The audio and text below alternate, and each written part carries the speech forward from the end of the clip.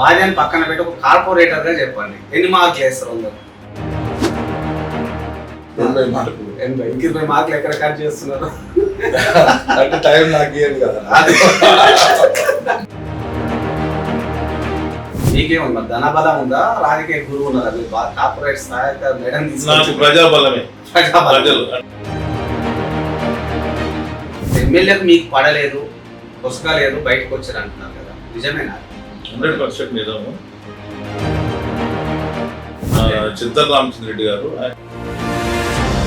మమ్మల్ని అనేక రకాల ఇబ్బందులు పెట్టారు. జనరల్ సెక్రటరీ, డివిజన్ ప్రెసిడెంట్, తర్వాత అసెంబ్లీ కార్యదర్శి, assembly incharge, city vice president, city general secretary, 3 assembly incharge, మహిళా మోర్చాకి ఇన్ఛార్జి, క్రమశిక్షణ సంఘం దానికి చైర్మన్, అన్ని పదవులు చేసినాం.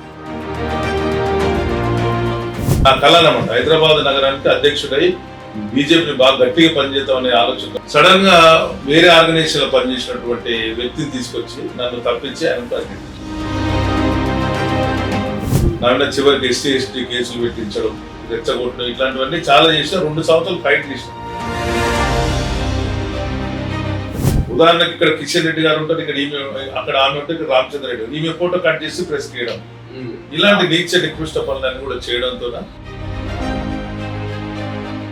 కార్యకర్త జెండా మోసిన కార్యకర్తకు మీరు టికెట్ ఇస్తే వాడు మళ్ళీ అదే జెండా పట్టుకుని నిలబడతాడు కదా, నెక్స్ట్ టైం కన్నా తయారవుతాడు కదా అని నా వాదన. వాళ్ళకి వినిపిస్తే ఎవరు కూడా వెళ్ళలేదు. కేటీఆర్ గారే స్వయంగా అడిగారు రామన్ గౌడ్ గారిని పార్టీ మారమని చెప్పి.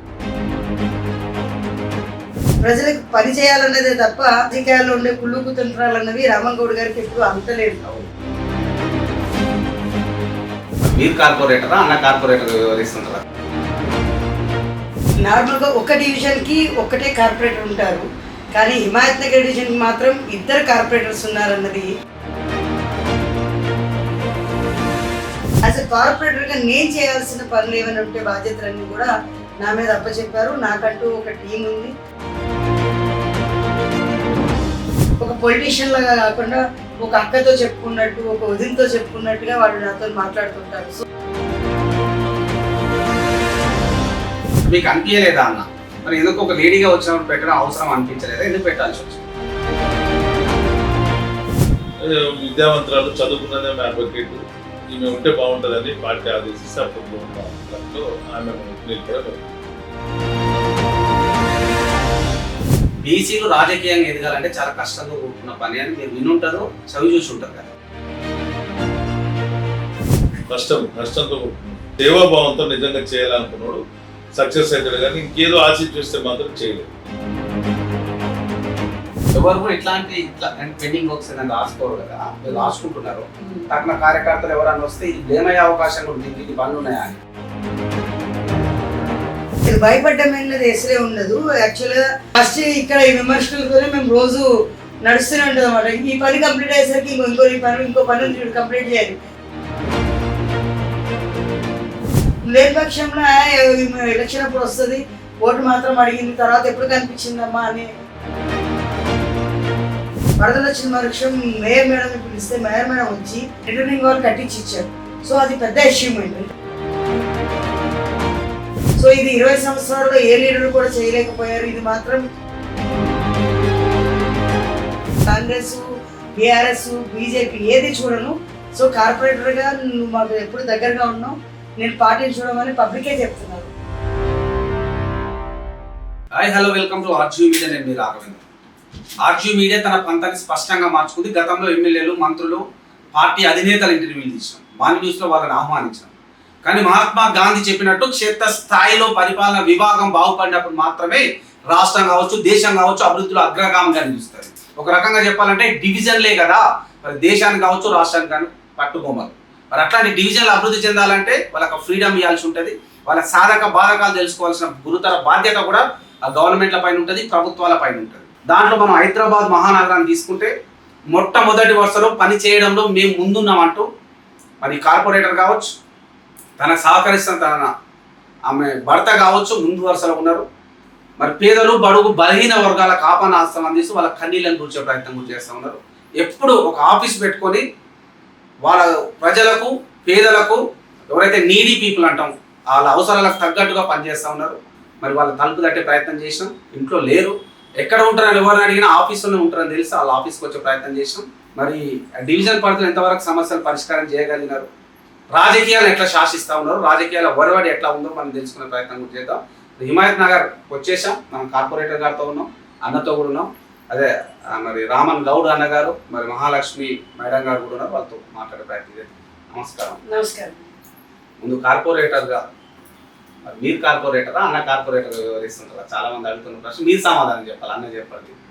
చాలా మంది పెద్దల విషయం మాట్లాడిన విషయం ఏంటంటే, నార్మల్గా ఒక డివిజన్కి ఒకటే కార్పొరేటర్ ఉంటారు, కానీ హిమాయత్ నగర్ డివిజన్కి మాత్రం 2 కార్పొరేటర్స్ ఉన్నారన్నది మమ్మల్ని ఆశీర్వదిస్తూ చెప్పే కొంతమంది పెద్దల మాట. ఎందుకంటే వాళ్ళు ఏమంటారంటే, నార్మల్గా అయితే ఒక కార్పొరేటర్ అనగానే ఒక మహిళా కార్పొరేటర్ ఇంట్లో ఉండడము, ఏదో భర్త మాత్రమే కార్పొరేటర్గా బయట తిరగడం చేస్తుంటారు. బట్ గెలిచిన రోజు నుంచి ఇంతవరకు ఎక్కడ ఉన్నా సరే డివిజన్లో ఒక సమస్య అంటే రామన్ గౌడ్ గారు వెళ్తారు, ఒక సమస్య అంటే మీరు వస్తారు. సో ఇద్దరు కూడా ఫుల్ టైం ఇచ్చి వర్క్ చేస్తున్నారు. కాబట్టి మా డివిజన్కి 2 కార్పొరేటర్లు అని మాట పబ్లిక్ నుంచి వస్తున్న టాప్. ఆన్ కెమెరా ఉన్నారు కాబట్టి చెప్పండి, మరి అన్న ఏమన్నా మిమ్మల్ని డామినేషన్ చేసే ప్రయత్నం చేస్తారా? మీ పనులు మీరు స్వేచ్ఛ? లేదండి, ఇప్పుడు అది కాదు.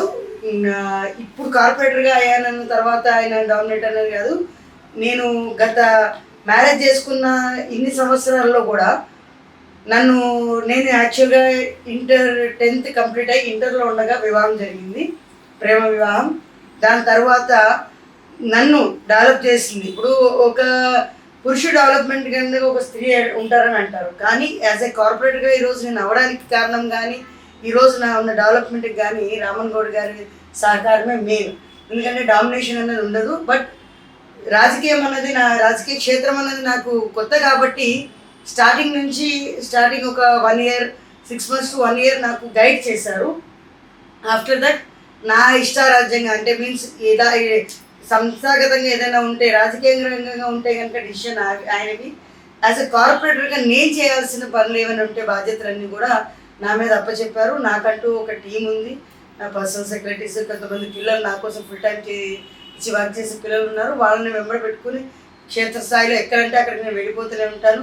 ప్రజలు కూడా నన్ను ఎప్పుడూ అభిమానిస్తూ దగ్గర తీసుకుని వాళ్ళకి ఏం సమస్యలు ఉన్నా ఒక పొలిటీషియన్ లాగా కాకుండా ఒక అక్కతో చెప్పుకున్నట్టు, ఒక వదినతో చెప్పుకున్నట్టుగా వాళ్ళు నాతో మాట్లాడుతుంటారు. సో ఏ విధమైన డామినేషన్ కానీ ఎక్కడ కూడా మీరు మేడం నువ్వు ఇక్కడే ఉండు అని చెప్పి ఆపడాలి కానీ క్వశ్చన్ అడిగినా మేడం. ఇంకొకటి, ఇంటర్వ్యూలోకి వెళ్ళే ముందు మనం ఓకే, గృహిణిగా సాటిస్ఫాక్షన్ ఉందా, రాజకీయ నాయకురాలుగా సాటిస్ఫాక్షన్ ఉందా అంటే ఏం చెప్తాను?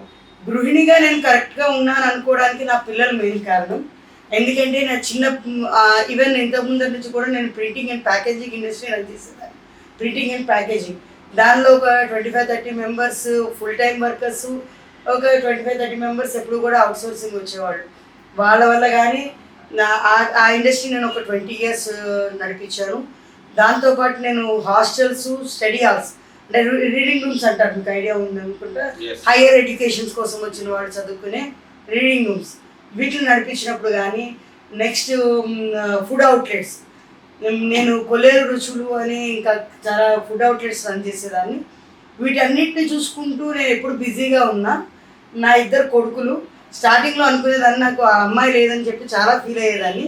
బట్ దేవుడు ఏది ఇచ్చినా మనిషి యొక్క ఫ్యూచర్ ఆయనకి తెలుసు కాబట్టి, మనకన్నా మనల్ని ముందరికి పంపించి దేవుడికి మనకి అన్నీ తెలుసు కాబట్టి ఆయన 2 మగపిల్లల్ని ఇచ్చారు.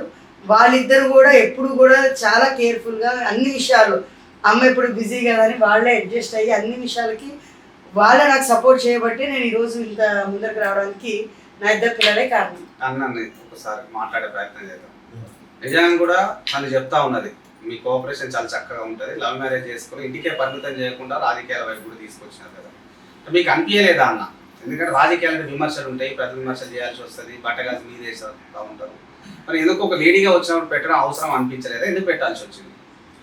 అంటే నేను చిన్నప్పటి నుంచి రాజకీయాల్లో పనిచేస్తున్నాను.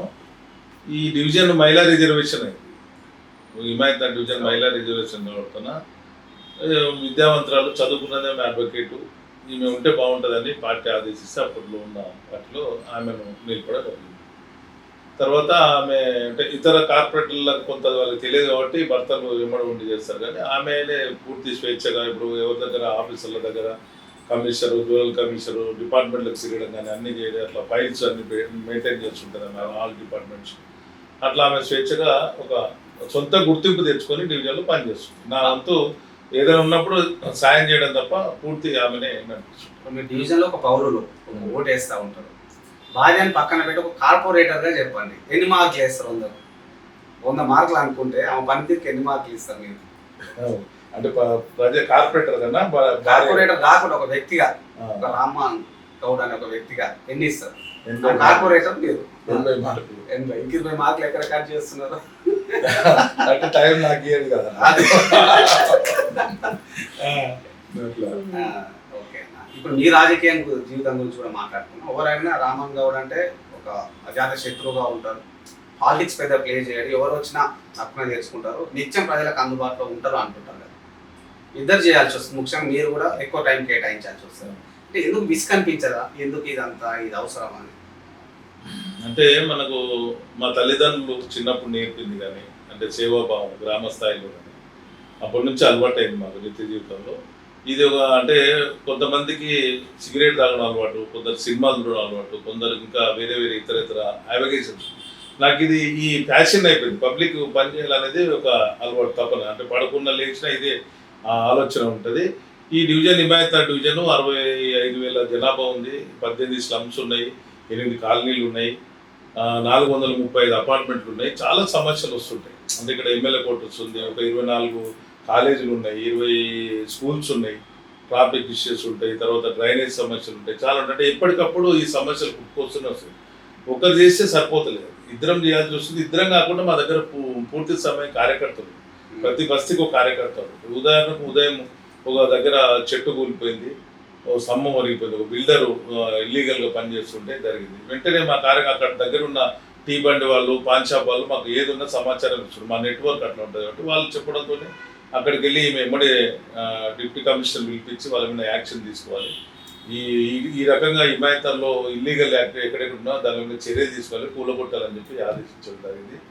ఈ రకంగా అంటే సమస్యలు ఎక్కువ ఉన్నాయి కాబట్టి ఇద్దరం కలిసి పనిచేయాల్సి వస్తుంది. కొంత నేను వ్యాపారం చేసుకున్నప్పటికీ ఈమె పూర్తి సమయం ఉంటుంది, నేను చేతోడు వాదోడుగా ఉండి పనిచేస్తున్నాను. ముందు నుంచి నేనున్నా కాబట్టి పబ్లిక్ కనెక్ట్ నేను అయి ఉన్నా. నా ఫోను 1000 మందితో ఉంటుంది. నాకు ఎప్పుడు పడితే అప్పుడు రాత్రి కరెంట్ పోయిన వస్తుంది, ఇక ఉదయం లేచిన కానీ ఫోన్లు వస్తూనే ఉంటాయి. ఇప్పుడు కాలేజ్ అని, స్కూల్ అని, పోలీస్ స్టేషన్ అని అన్నీ వస్తూనే ఉంటారు. ఎవరు పిలిచినా పరిగెత్తూనే ఉంటారు. ఈ రకంగా ఇప్పుడు ఒక బీసీ బిడ్డగా ఉన్నారు మీరు, మీకు తెలుసు ఒక 20-30 ఏళ్ళుగా రాజకీయాలు ఉండి ఉంటారు. బీసీలు రాజకీయంగా ఎదగాలంటే చాలా కష్టంతో కూడుకున్న పని అని మీరు వినుంటారు, చదివి చూసి ఉంటారు కదా. మీ స్వీయ అనుభవం చెప్పండి. నిజంగా కష్టమైన అందరూ అన్నట్టు ఈజీగా ఎదగవచ్చు అంటారు? కష్టంతో కూడుకున్నది. కష్టం. రాజకీయాలు ఇప్పుడున్న దాంట్లో కొత్తగా రావాలంటే చాలా కష్టపడాల్సి వస్తుంది. అంటే రాజకీయాలు ఏదో వ్యాపారం దొరుకుతూ కాదు. అంటే నిజంగా అతనికి ఏ బాధరబంది లేకుండా, కుటుంబం లేకుండా సేవాభావంతో నిజంగా చేయాలనుకున్నాడు సక్సెస్ అవుతాడు. కానీ ఇంకేదో ఆశించి చూస్తే మాత్రం చేయలేదు. పబ్లిక్లో ఎక్కువ కాలం తాత్కాలికంగా ఉండగలుగుతారు. కాకపోతే ఏంటంటే రాజకీయాలు ఇప్పుడు ఎట్లుందంటే పైన మనకు సపోర్ట్ చేసే నాయకుడు అన్న ఉండాలి, కొంచెం ధనబలం అన్న ఉండాలి. ఓపెన్గా చెప్తున్నా, ఈ రెండు ఉంటేనే రాణించగలరు. ఇవే లేకుండా తనంతకు తాను అంటే చాలా అంటే క్లాస్లో 30 మంది ఉంటే ఒకరు టాపర్ అంటే ఎవరో ఒకరు ఎత్తుతారు, కానీ అది అందరికి సాధ్యపడదు. మీకేముందా ధనబలం ఉందా? రాజకీయ గురువు ఉన్నారా? మీరు కార్పొరేట్ స్థాయి మేడం? నాకు ప్రజాబలమే. ప్రజలు అంటే నిత్యం ప్రజల్లో ఉన్నటువంటి ప్రజలు కార్యకర్తల్ని మమ్మల్ని ముందుకు నడిపిస్తుంది. ఇప్పుడు బీజేపీలో ఉన్నారు, సిన్సియర్గా పనిచేసినారు, ఎమ్మెల్యే ఎన్నికలప్పుడు కానీ మిగతా ఎప్పుడైనా యాక్టివ్గా ఉన్నారు. కానీ ఒక ఎమ్మెల్యేకి మీకు పడలేదు, కొసగలేదు, బయటకు వచ్చారు అంటున్నారు కదా, నిజమేనా? 100% నిజము. అంటే ఎమ్మెల్యే కాదు, మాజీ ఎమ్మెల్యే చింతల రామచంద్రెడ్డి గారు. ఆయన పెద్ద ఆయన, మాకు మంచిగానే ఉండేవాళ్ళు. కానీ కొద్దిగా ఆయన చెప్పుడు మాటలు విని మమ్మల్ని అనేక రకాల ఇబ్బందులు పెట్టారు. అంటే నేను పోలింగ్ కార్యకర్త నుంచి పోలింగ్ బూత్ ప్రెసిడెంట్, తర్వాత జనరల్ సెక్రటరీ, డివిజన్ ప్రెసిడెంట్, తర్వాత అసెంబ్లీ కార్యదర్శి, assembly incharge, city vice president, city general secretary, 3 assembly incharge, మహిళా మోర్చాకి ఇన్ఛార్జి, క్రమశిక్షణ సంఘం దానికి చైర్మన్, అన్ని పదవులు చేసిన. నాలుగు చేసిన వాళ్ళు తక్కువ లేరు బహుశా. అంటే మనం ఎల్కేజీ నుంచి చదివినట్లుగా వచ్చినాను. అంటే కొందరు మధ్యలో వస్తారు, కొందరు పోతుండే. ఆ రకంగా వచ్చిన వ్యక్తి నెక్స్ట్ సిటీ ప్రెసిడెంట్ కావాలి. ఈ నా కళ అన్నమాట. హైదరాబాద్ నగరానికి అధ్యక్షుడై బీజేపీని బాగా గట్టిగా పనిచేద్దామనే ఆలోచనతో నాకు 2 కొడుకులు ఉన్నారు. నాకు బతకడానికి సరిపడా మేము ఉన్నాము. నేను పూర్తి సమయం వచ్చి పార్టీ ఆఫీస్లో బట్టలు తీసుకుని వచ్చి అక్కడే ఉంటా. ఈ 3 సంవత్సరాలు హైదరాబాద్లో బాగా పనిచేస్తానని పార్టీకి నేను చెప్పడం జరిగింది.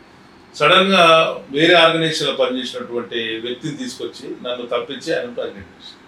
సరే, అంతకుముందు జనరల్ సెక్రటరీ కొనసాగేవాడు గ్రేటర్, అది కూడా తీసేసాడు. 2 సంవత్సరాలు పదవి లేకుండా చేసాడు. ఎందుకు అంటే వీడు ఎదుగుతున్నాడు, ఎమ్మెల్యే అవుతాడు, ఖైరతాబాద్కు నాకు పోటీ వస్తాడనే ఒక స్వార్థంతో నేను కాదు మోరోడు ఆయన నువ్వే అని చెప్పినప్పుడు ఆయన వినకుండా ఇతర మాటలన్నీ నన్ను అనేక రకాల నన్ను హింసిస్తూ, అంటే అవమానాలకు గురి చేస్తూ, పార్టీలో గ్రూప్లను ప్రోత్సహిస్తూ, నా మీద చివరికి ఎస్టీ కేసులు పెట్టించడం, రెచ్చగొట్టడం, ఇట్లాంటివన్నీ చాలా చేసిన. 2 సంవత్సరాలు ఫైట్ చేసినాను. అది కాలే. ఇక పెద్ద నాయకులే చెప్పినా కూడా ఎవరు కూడా మాకు సపోర్ట్ చేయలేదు. వాస్తవానికి నిజంగా అంటే నేను ఇలాంటి ఒక బుక్ తయారు చేసుకొని పోయినా. 40 పేజీలు మాకు జరిగినటువంటి అన్యాయాలు ఏం చేసారు, ఎందుకు అని చెప్పి ప్రయత్నం చేస్తే కూడా వాళ్ళు ఎక్కడ కూడా యాక్షన్ తీసుకోలేదు. మా శ్రీమతి ఒకటే కార్పొరేట్ ఉంది ఖైరతాబాద్, 2 ఉంటే ఒక అతను టీఆర్ఎస్లో పోయిండు, ఈమెను అవమానం చేయడం. ఉదాహరణకి ఇక్కడ కిషన్ రెడ్డి గారు ఉంటారు, ఇక్కడ ఈమె, అక్కడ ఆమె ఉంటే ఇక్కడ రామచంద్ర రెడ్డి, ఈమె ఫోటో కట్ చేసి ప్రెస్ చేయడం, ఇలాంటి నీచ నికృష్ట పనులన్నీ కూడా చేయడంతో మేము పెద్దవాళ్ళ దృష్టికి తీసుకెళ్ళి, అంటే ఇన్ఛార్జ్ల దృష్టికి తీసుకెళ్ళి అనేక రకాలుగా ప్రయత్నాలు చేసి ఇక వీళ్ళు మనం ముందుకు సాగనిచ్చట్లేదు రాజకీయంగా అని చెప్పేసి పార్టీ మారడం జరిగింది. తర్వాత బీఆర్ఎస్లోకి వచ్చినట్టు నేను బీఆర్ఎస్ 1 నెలనే ఉన్నా. తర్వాత మళ్ళీ అంటే మాకు ఒక కోపం ఉండే, అంటే అతను మాకు అన్యాయం చేసిండు, అనేక రకాల కొన్ని ఇబ్బంది పెట్టిండు కాబట్టి ఓడిపోతాడని చెప్పాం. కార్యకర్తల్లో సఖ్యత లేదు, ప్రజల్లో కూడా ఆయన ఎలక్షన్లో కూడా వచ్చాడు కానీ మిగతా టైంలో తిరిగాడు. వద్దని పెద్దవాళ్ళకి చెప్పినాం, మాకు అవకాశం ఇవ్వండి, నేను పనిచేస్తున్నాం కదా, కొత్త వాళ్ళకి ఇవ్వండి, యూత్కి ఇవ్వాలి కదా. ఆయన 4 సార్లు చేసిండని చెప్పి మనం అడిగినాం, ఇవ్వలేదు. దాన్ని ఇప్పుడు సికింద్రాబాద్ పార్లమెంట్లో 7 అసెంబ్లీలు ఉంటే 7 బయట వాళ్ళకి ఒక రామచంద్ర రెడ్డి తీసేస్తే మిగతా వాళ్ళంతా కొత్తలే, చాలా చోట్ల డిపాజిట్లు పోయి. మరి ఏం ప్రయోగం? ఒక కార్యకర్త జెండా మోసిన కార్యకర్తకు మీరు టికెట్ ఇస్తే వాడు మళ్ళీ అదే జెండా పట్టుకుని నిలబడతాడు కదా, నెక్స్ట్ టైం కన్నా తయారవుతాడు కదా అని నా వాదన వాళ్ళకి వినిపిస్తే ఎవరు కూడా వెళ్ళలేదు. అప్పుడు మేము ఉన్న మా చుట్టూ ఉన్న కార్యకర్తలు కానీ వాళ్ళందరూ కూడా లేదన్నా మనకు మా మనసులకు అన్యాయం చేయడం ఈ రకంగా జరిగితే వద్దని చెప్పి అప్పుడు ఉన్న దాంట్లో టీఆర్ఎస్లో వెళ్ళడం జరిగింది. మళ్ళీ మొన్న ఎంపీ ఎలక్షన్లో ముఖ్యమంత్రి గారు మేము మిత్రులుగా ఉన్నాం. ముఖ్యమంత్రి గారు తర్వాత దానం నాగేంద్ర గారు మేయర్ గారు అని పిలిస్తే మేము సరే, అంతకుముందు 3 సంవత్సరాలు పైన మేము బీజేపీలో కొనసాగిన బడ్జెట్ లేదు, ప్రజలకు మాకు న్యాయం లేదు, ప్రజలకు న్యాయం జరుగుతలేదని భావించి మేము అధికార పార్టీలో ఉంటే బాగుంటుంది, పనులన్నీ అయితే ప్రజలకన్నా న్యాయం చేసిన వాళ్ళం అయితే మాకు అన్యాయం ఎట్లా జరిగింది అని చెప్పి మేము భావించి ఈ పార్టీలోకి వచ్చిన తర్వాత ఈరోజు సుమారు 28 సీసీ రోడ్లు వేసాం. చరిత్ర ఈ 150 డివిజన్ల ఎక్కడ అవుతుందో మాకు తెలియదు, ఈ డివిజన్లో మాత్రం 28 రోడ్లు వేసినాం. ఇప్పుడు ఇంకా వేస్తున్నాం. మళ్ళీ నిన్న వెళ్ళే ముందు ఒక చిన్న క్వశ్చన్, రామన్ గౌడ్ గారు గనక బీజేపీ కాకుండా తెలంగాణ వచ్చిన తర్వాత కాంగ్రెస్లోనో లేకపోతే బీఆర్ఎస్లోనో ఆ రోజు జాయిన్ అయితే ఎమ్మెల్యే స్థాయి వ్యక్తి ఎమ్మెల్యేగా ఉండేవాడు అంటుంటారు కదా, మరి ఎందుకు టూ లేట్ అంటారు? ఎందుకు మీరు ఆలోచన చేయలేకపోయారు? ఎందుకు అదే పార్టీ నమ్ముకోండి?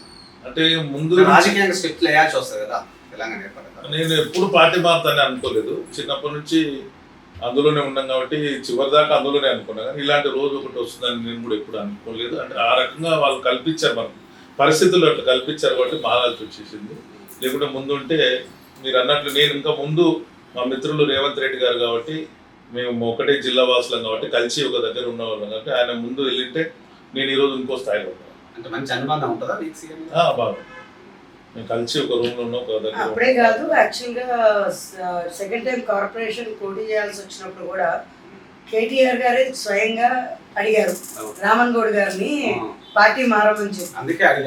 అదే అందుకని డైరెక్ట్ గా అడిగితే కూడా ఆయనకి అప్పుడు కూడా ఆలోచన బీజేపీని ఎప్పుడు కూడా వదిలిపెడతామని అనుకోలేదు. ఎందుకంటే మేము ఒక ఆర్ఎస్ఎస్ ఫ్యామిలీ, దేశం కోసం ధర్మం కోసం పనిచేయడానికి మేము కూడా ఎప్పుడు సిద్ధంగా ఉన్న ఫ్యామిలీనే. కాకపోతే పార్టీ పాలిటిక్స్ అన్నది ఎప్పుడు కూడా ఆయనకు ఆలోచన ఉండదు. ఎప్పుడు ప్రజలకు దగ్గరగా ఉండాలి, ప్రజలకు పని చేయాలన్నదే తప్ప జనాలు చూపించే రాజకీయాల్లో ఉండే కుళ్ళు కుతంత్రాలు అన్నవి రామన్ గౌడ్ గారికి ఎప్పుడు అంతలేదు. ఆ విధంగా ఎప్పుడు ఆలోచించే మనిషి కాదు. కాబట్టి ఈవెన్ నేను సెకండ్ టైం కార్పొరేషన్ పోటీ చేసినప్పుడు నేనే అడిగాను, సార్ మారిపోదాం పార్టీ అని. లేదు, నేను పార్టీ మారే ప్రసక్తే లేదు, ఓడిపోతే ఓడిపోతాం కానీ ఇదే పార్టీలో ఉందాం అన్నాను.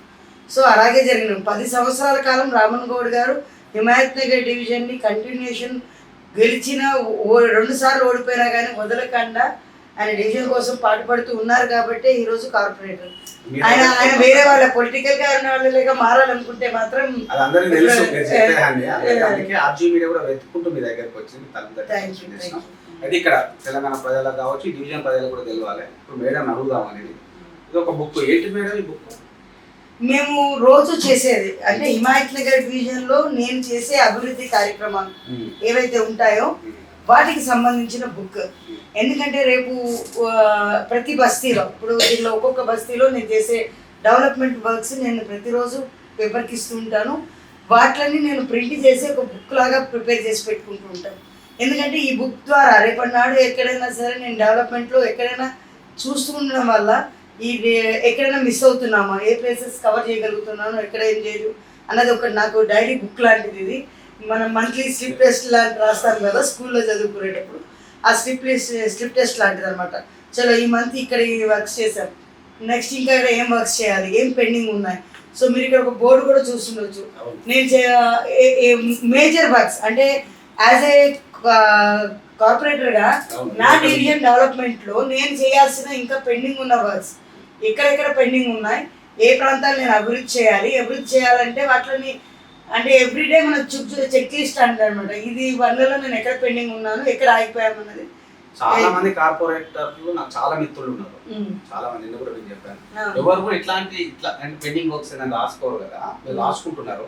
తక్కువ కార్యకర్తలు ఎవరన్నా వస్తే ఇది బ్లేమ్ అయ్యే అవకాశం కూడా ఉంటుంది, ఇది పనులు ఉన్నాయా అని. నేను భయపడరా? ఎందుకు? లేదు భయపడడం అనేది అసలే ఉండదు. యాక్చువల్గా మేము ఒక నిబద్ధతతో పనిచేస్తున్నాం. అంటే ఈ పని కంప్లీట్ అయితే నెక్స్ట్ ఇంకో పని ఏంటి అన్నది మనకు తెలిసి ఉండాలి. ఆ తెలవాలంటే ఎప్పుడు చేయగలుగుతాం, దాని మీద మనకు ఒక అవగాహన ఉండాలి. ఈ బోర్డు మీద రాపిచ్చి ఇప్పుడు ఈయన మాకు రాజకీయ గురువు కాబట్టి ఆయన ఏంటంటే ఎవ్రీ టైం ఆ బోర్డు మీద రాపించినప్పుడల్లా ఇగో ఇన్ని పనులు నువ్వు పెండింగ్ ఉన్నావని నాకు ఫస్ట్ విమర్శనం మాకు ఈయననే.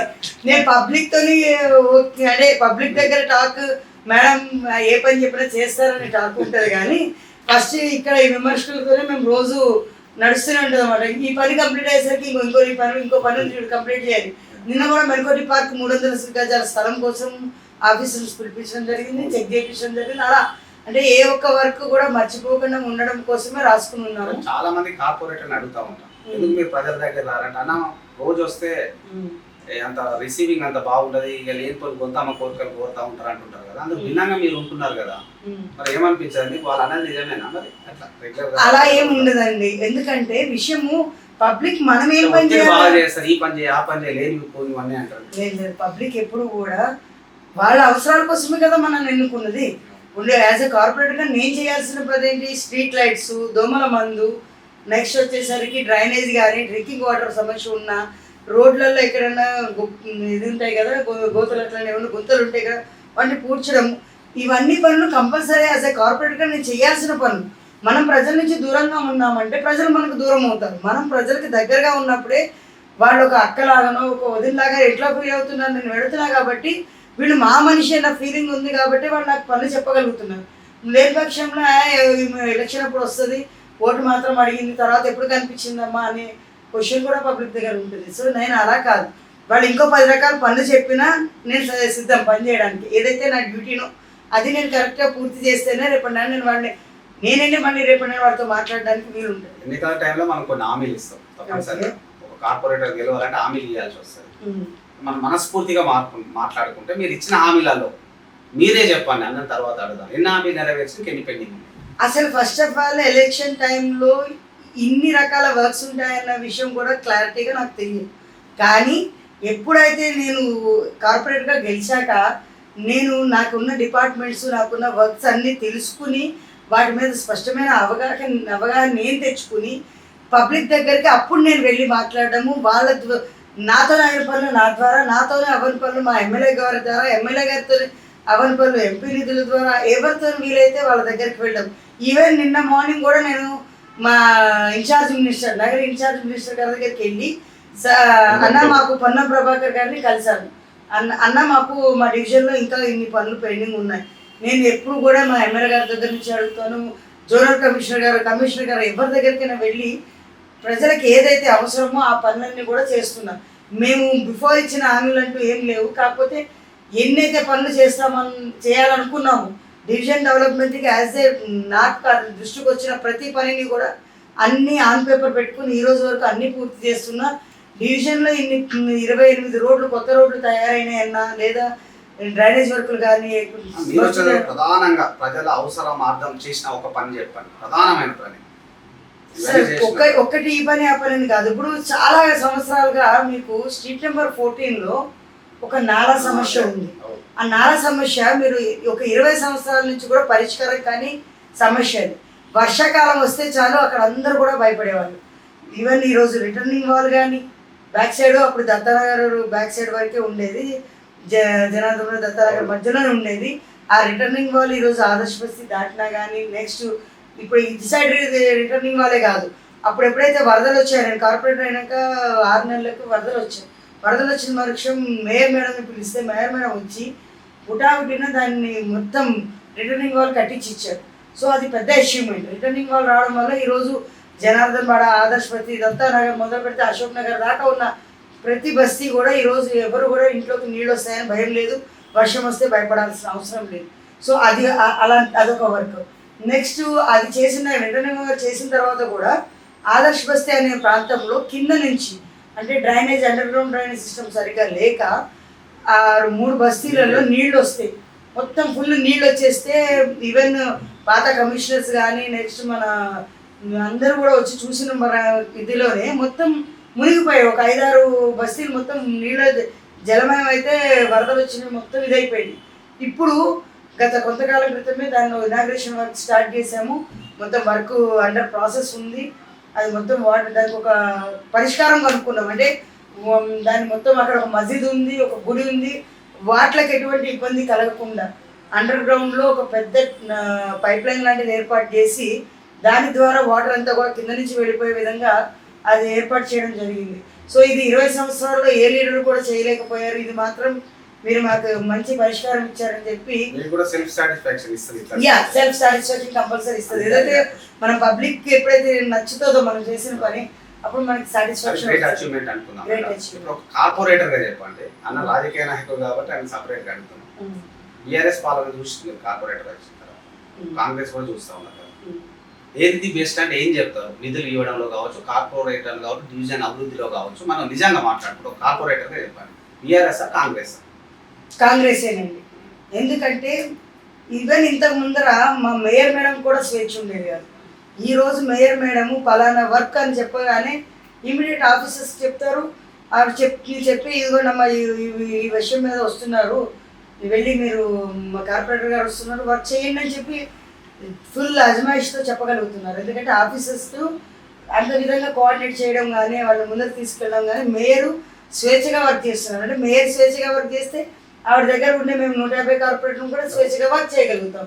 ఆవిడ ఒక పార్టీని వస్తుందండి, ఒక పార్టీని చూడడం లేదు ఆవిడ. అంటే ఈవెన్ వాళ్ళలో ఆవిడ వల్ల అన్ని విషయాల్లో బెనిఫిట్ పొందుతున్న దాంట్లో కాంగ్రెస్ వాళ్ళు ఉన్నారు, బీఆర్ఎస్ వాళ్ళు ఉన్నారు, బీజేపీ వాళ్ళు ఉన్నారు. ప్రతి ఒక్కరు కూడా మేయర్ మేడం దృష్టికి తీసుకొస్తే 150 డివిజన్లను కూడా ఆవిడ సమానంగా చూస్తున్నారు. అలాంటి మేయర్, అలా వర్క్ చేసే మేయర్ కూడా మాకు ఉండడమే గ్రేట్. ఎందుకంటే ఆవిడ ఎప్పుడు కూడా ప్రతి చిన్న విషయానికి, ఈవెన్ మధ్యరాత్రి పూట వరదల విషయంలో కానీ ఎక్కడైనా ఏదైనా డివిజన్ల సమస్య విషయంలో కానీ ఈవెన్ ఇమ్మీడియట్ ఆవిడ అటెన్షన్ ఇస్తారు, మనకి ఇమ్మీడియట్ రెస్పాన్స్ ఇస్తారు. సో రెస్పాన్స్ ఇచ్చి పనిచేసే నాయకులు చాలా కాంగ్రెస్ ప్రభుత్వంలో స్వేచ్ఛగా ఉంది. కాంగ్రెస్ నేత కాబట్టి, సీనియర్ నాయకులు కాబట్టి మొత్తం ప్రజల గురించి తెలుసు, సమస్యలు ఏదో తెలుసు. ఒక రకంగా చెప్పాలి, రాష్ట్రంలో ఇష్యూస్ కూడా మీరు అవగాహన ఉంది కాబట్టి మాట్లాడే ప్రయత్నం చేస్తాను. కాంగ్రెస్ ప్రభుత్వం వచ్చింది, బీఆర్ఎస్ నాయకులు కావచ్చు, బీజేపీ నాయకులు కావచ్చు ఆరోపణ చేస్తున్నది ఏంటంటే 18-19 నెలల కాలంలోనే అటర్ ఫ్లాప్ అయింది, హామీలు అమలు చేయలేదు, ప్రజలకు అందాల్సిన సంక్షేమ పథకాలు అంతలేవు, చేతులు ఎత్తేసింది అంటే ఏం చెప్తారు? కాంగ్రెస్ అంటే రేవంత్ రెడ్డి విఫలమైంది అంటుంటారు మీ ఫ్రెండ్.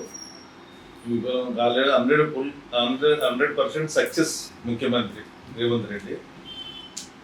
ఒక అట్టడుగు వెనుకబడిన జిల్లా నుంచి ఎన్నో కష్టాలు పడి ఎదుగుతూ వచ్చినటువంటి నాయకుడు మన ముఖ్యమంత్రి రేవంత్ రెడ్డి. ఈ సోషల్ మీడియాలో చిన్న చిన్న విషయాలు పెద్దగా చేసి యాగి చేసి చూపించి ఈ ప్రభుత్వాన్ని బదలాం చేయాలని ఈ 2 పార్టీలు బీజేపీ, బీఆర్ఎస్ పనిగట్టుకొని ఏ చిన్న తప్పు దొరికినా దాన్ని పెద్ద భూతద్దంలో చూపించే ప్రయత్నం చేస్తారు తప్ప అభివృద్ధిలో ఈ రాష్ట్రం అప్పుల పాలైన రాష్ట్రాన్ని ఒక దిక్కు అప్పులు కడుతూ ఒక సరైన మార్గంలో ఒక దిశానిర్దేశం చేస్తూ ముఖ్యమంత్రి గారు ముందుకు నడిపిస్తున్నారు. అనేక స్కీమ్లు ఉన్నాయి. ఈరోజు టీఆర్ఎస్ ప్రభుత్వం ఉన్నప్పుడు ఏం నడిచినాయి? ఇప్పుడు ఉదాహరణ మా డివిజన్లో డబుల్ బెడ్రూమ్ ఒక 20 మందికే వచ్చినాయి 10 సంవత్సరాలు. పేరుకు చెప్పుకున్నారు, ఎన్నో చెప్పిన వాళ్ళు. ఇప్పుడు ట్యాంక్ బండ్లో ఇట్లా రూపాయి కాయిన్ వేస్తే ఇట్లా చూస్తే కనిపిస్తుంది, అయిందా కాలేదు. అట్లా 100 ఉన్నాయి. గుంతలు లేని రోడ్డు, ఇట్లా అద్దం అసలు దుబాయ్న పెట్టి దూకొచ్చు అన్నాడు కేటీఆర్. ఇక్కడ ఉన్నాయి.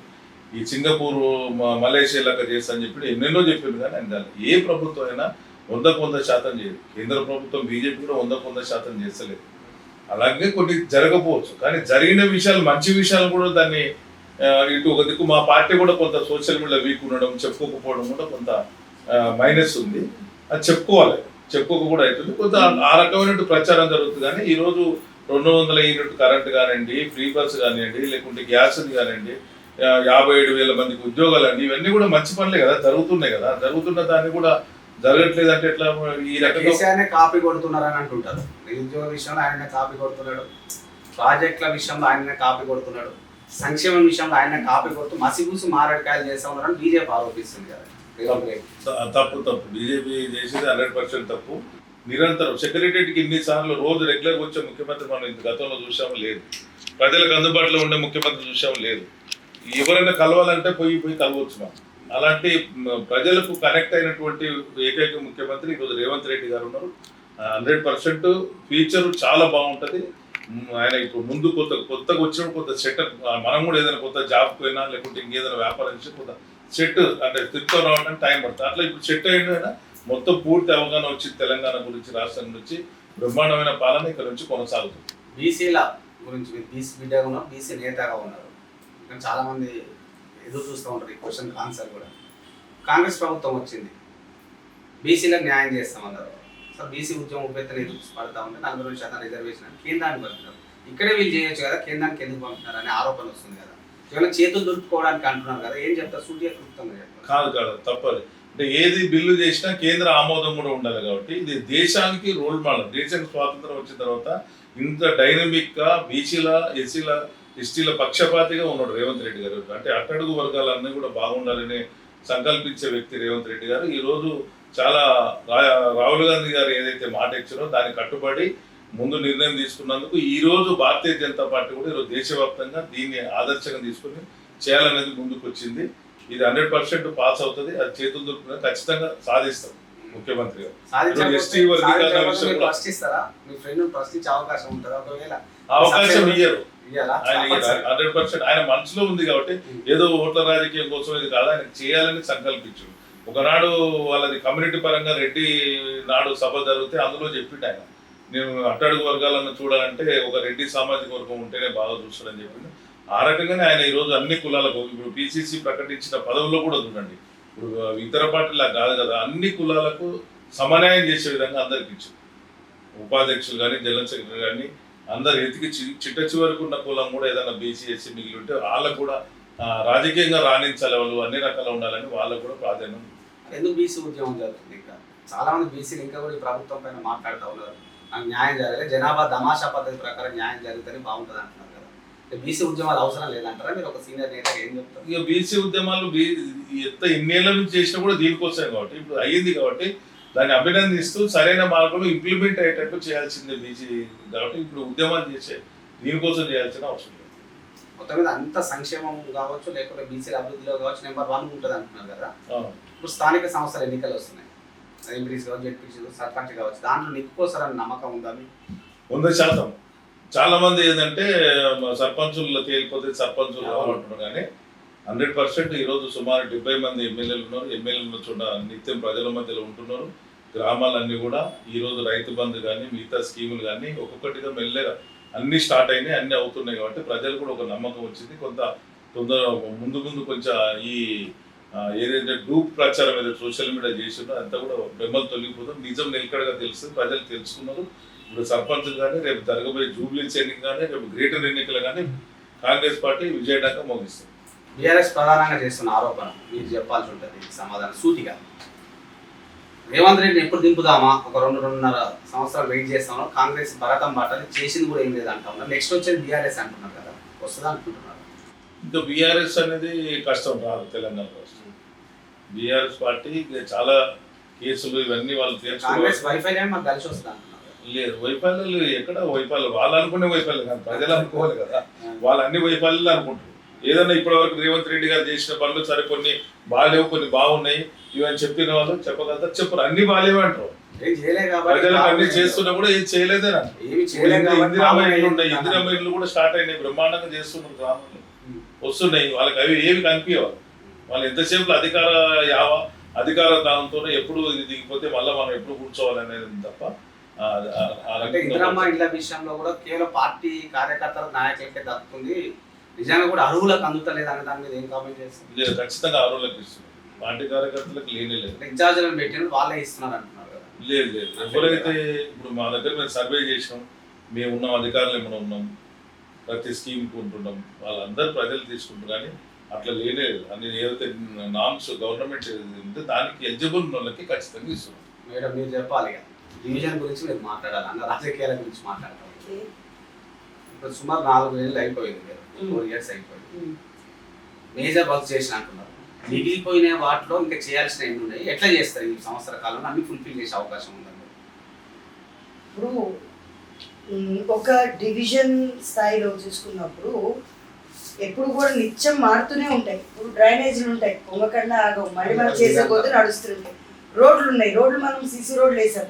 సీసీ రోడ్లు వేసే ముందర కూడా ఏంటంటే కన్సర్న్ డిపార్ట్మెంట్కి అయితే డ్రైనేజ్ కానీ వాటర్ కానీ ఏమైనా ప్రాబ్లమ్స్ ఉన్నాయో కనుక్కొని వాటిని క్లియర్ చేసిన తర్వాత దాని మీద సీసీ రోడ్లు వేయించడం జరుగుతుంది.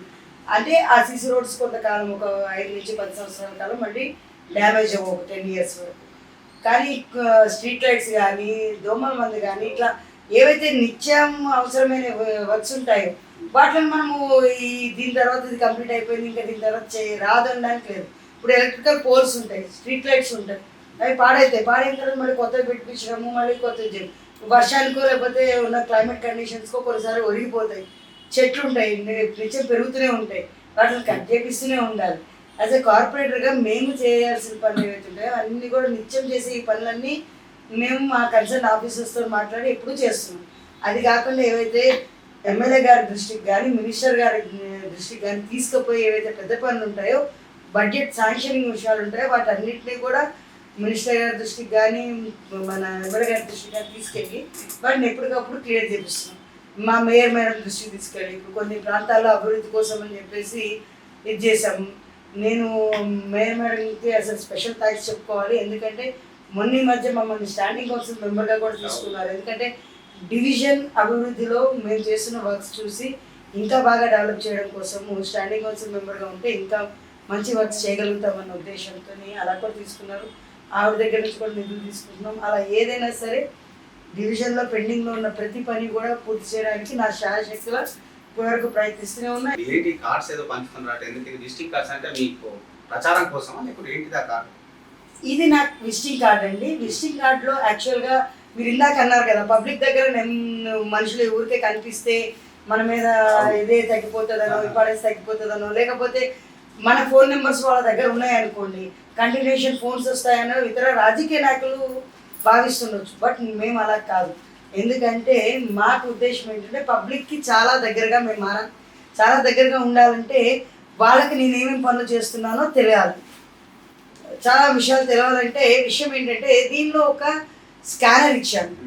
స్కానర్ ఇచ్చిన దానిలో ఏంటంటే వాళ్ళు నాకు నేను చేస్తున్న పనులు వాళ్ళు తెలుసుకోగలిగితే ఓకే వాళ్ళ ప్రాంతంలో ఇంకా ఏమైనా పనులు చేయించుకోవాలన్నది వాళ్ళకి తెలియాలి.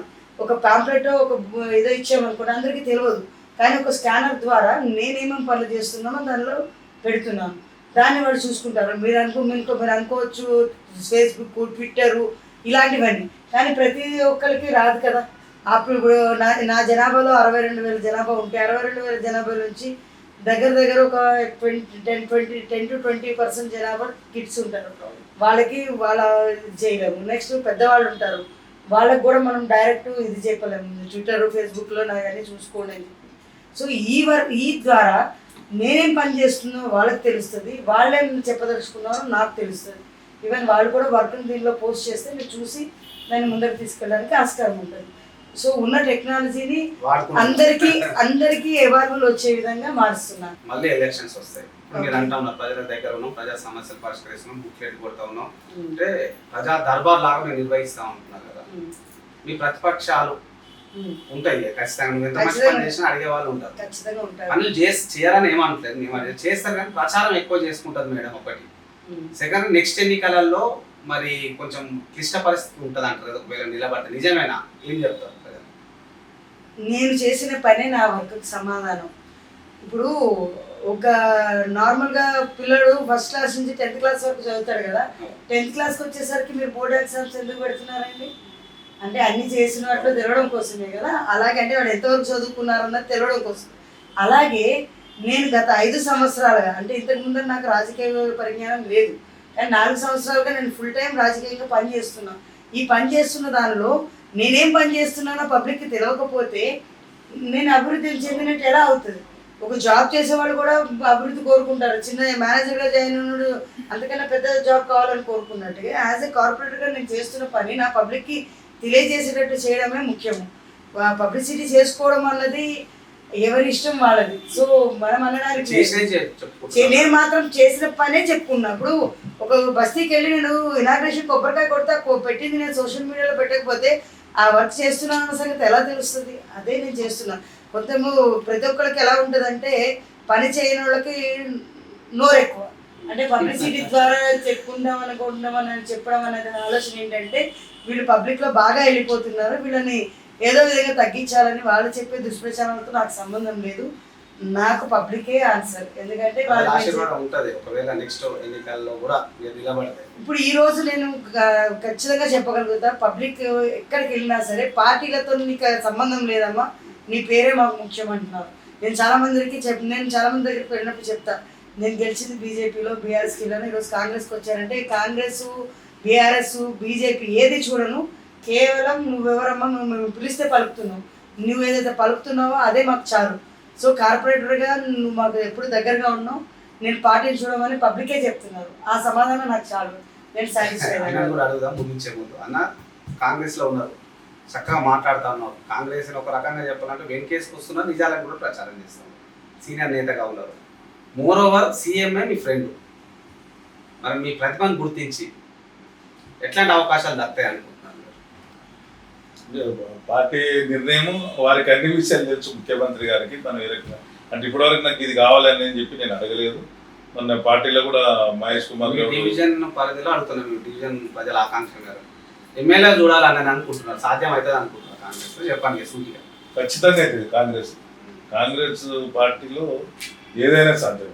కాంగ్రెస్ పార్టీలో ఎవరైనా ఎదగాలనుకుంటే కూడా బెస్ట్ వేదిక, బెస్ట్ పార్టీ అంటే కాంగ్రెస్ పార్టీ. అంటే మనం చిత్తశుద్ధితో నిజంగా పనిచేస్తే ఈ పార్టీలో ఎంకరేజ్మెంట్ బాగుంది, అంటే పనిచేసేటోళ్ళు గుర్తిస్తారు, ఖచ్చితంగా ముందుకు వెళ్ళచ్చు.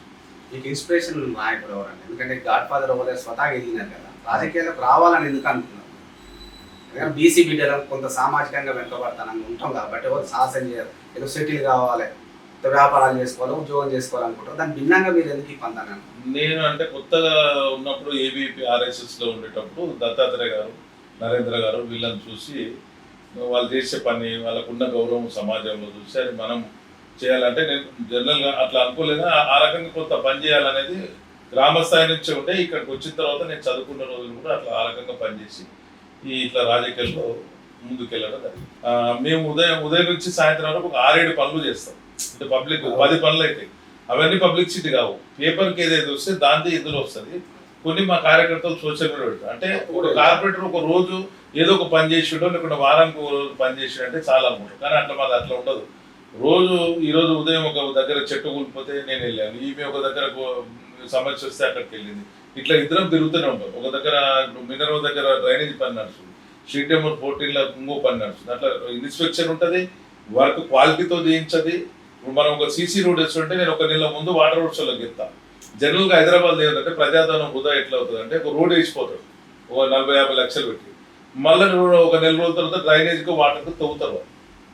అట్లా కాకుండా మనం మా డివిజన్లో రోడ్ మోడల్గా చేయాలనే ఉద్దేశంతో ముందు 2 డిపార్ట్మెంట్ల సమన్వయపరిచి, ఇక్కడ మేము ఈ రోడ్ వేయబోతున్నాము, మీ డ్రైనేజ్ లైన్, వాటర్ లైన్ ఉంటే సరి చేయండి అని చెప్పి కొత్త పైపులు వేయించేసి ఆ రకంగా తీసుకుంటాం. ఉదాహరణ మినర్వా రోడ్ దగ్గర 55 లక్షలు వేస్తే మనకు తెలియకుండా రాత్రి కాంట్రాక్టర్ తవ్వేయండి, ఎందుకు పోయి మాకు చెప్పాలి కదని చెప్పేసి వాటర్ వర్క్స్ లో తీసుకెళ్ళొచ్చి అక్కడ నెల రోజులు పట్టింది. అంటే కొత్త లైన్ వేయడానికి మళ్ళీ వీళ్ళ శాంక్షన్ కావాలి. ఆర్పిఎస్ చేసి ఈరోజు చేసాం. అంటే చాలా ఏళ్ళు ఉంటుంది. అంటే మనము ఈ బీటీ రోడ్ వేయడం వల్ల వెంటనే పోతాయి. మన లక్ష్యం ఏంటంటే ఈ సిసి రోడ్ వేసి డ్రైనేజ్ వాటర్ లైన్ సెట్ చేసి 10 ఏళ్ళు ఉంటుంది కదా. అట్లా ప్రభుత్వం నుంచి డబ్బులు కూడా వృధా కావాలనే ఒక లక్ష్యంతో మనం ఈరోజు మాకు ఒక స్ట్రీట్ నెంబర్ 1 తిరుమల తిరుపతి దేవస్థానం దగ్గర నుంచి నారాయణగూడ చౌరస్తా 15 వీధులు ఉన్నాయి. స్ట్రీట్స్ అంటే ఇట్లా స్ట్రీట్స్ ఉంటాయి, అపార్ట్మెంట్స్ ఉంటాయి. మొత్తం 10 అపార్ట్మెంట్ 165 అపార్ట్మెంట్స్ ఉంటాయి. అక్కడ అన్ని రోడ్స్ చేయాలని మేము ఈరోజు ఒక లక్ష్యం పెట్టుకున్నాం. స్ట్రీట్ నెంబర్ 1 వేసినాం, 2 వేసినాం, 3 వేసినాం, 4 వేసినాం, 5లో అడ్డం వేసినాం, మళ్ళీ 6 ఈరోజు 7లో అవుతుంది.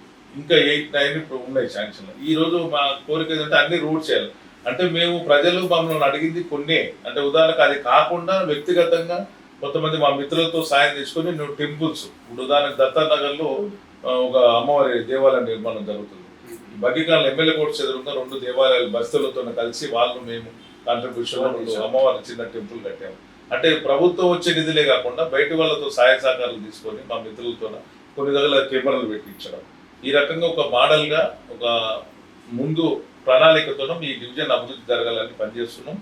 ఈరోజు 1,70,00,000 రూపాయలు వెల్కోటి పార్కులో హెచ్ఎండ్ఎఫ్ నిధుల నుంచి తీసుకొచ్చి దాన్ని ఆధునీకరించిన పార్కు చాలా బ్రహ్మాండమైన పార్కు జరిగింది ఇక్కడ. అంటే హైదరాబాద్ నగరం కాంక్రీట్ జంగల్గా మారుతున్న రోజుల్లో ప్రభుత్వ స్థలం ఉంటే మనం అది 9 ఎకరాల స్థలంలో పార్కు చేయించాం. అప్పుడు నేను కిషన్ రెడ్డి గారితో మనం ఉన్నా కాబట్టి ఆ పార్కు సాధించాం.